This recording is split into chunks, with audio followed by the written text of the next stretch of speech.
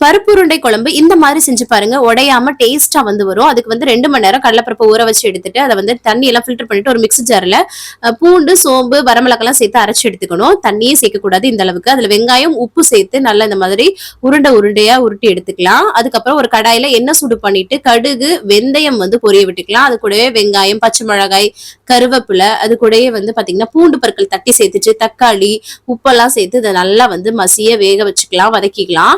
அதுக்கப்புறம் வீட்டுல அரைச்ச குழம்பு மிளகாய் தூள் மட்டும் தான் காரத்துக்கு ஏற்ப சேர்த்து இந்த எண்ணெயிலே சுருள வதக்கிட்டு நம்ம புளியை கரைச்சு ஊத்திட்டு தேவையான உப்பு சேர்த்து இது நல்லா மிக்ஸ் பண்ணி கொதிக்க வந்தோடனே இந்த மாதிரி கொதிச்சதுக்கு அப்புறம் நம்ம உருண்டையை அப்படியே சேர்த்துக்கிட்டோம்னு வச்சுக்கோங்களேன், சூப்பரா வந்து ரெடி ஆயிடும். இதுக்கு வந்து ஒரு தேங்காய் பேஸ்ட் வந்து ரெடி பண்ணணும். தேங்காவும் சோம்பும் சேர்த்து அரைச்சிட்டு அது கடைசியா வந்து அரைச்சு ஊத்தி மிக்ஸ் பண்ணி ஒரு கொதி வந்ததும் கடைசியா கொத்தமல்லி தலை தூவணும்னு வச்சுக்கோங்களேன், அல்டிமேட்டா ரெடி ஆயிடும். கண்டிப்பா ட்ரை பண்ணி பாருங்க, செம்ம டேஸ்டியா இருக்கும். உருண்டை உடையாம எப்படி இருக்குன்னு பாருங்களேன். தேங்க்ஸ் ஃபார் வாட்சிங். பாய்.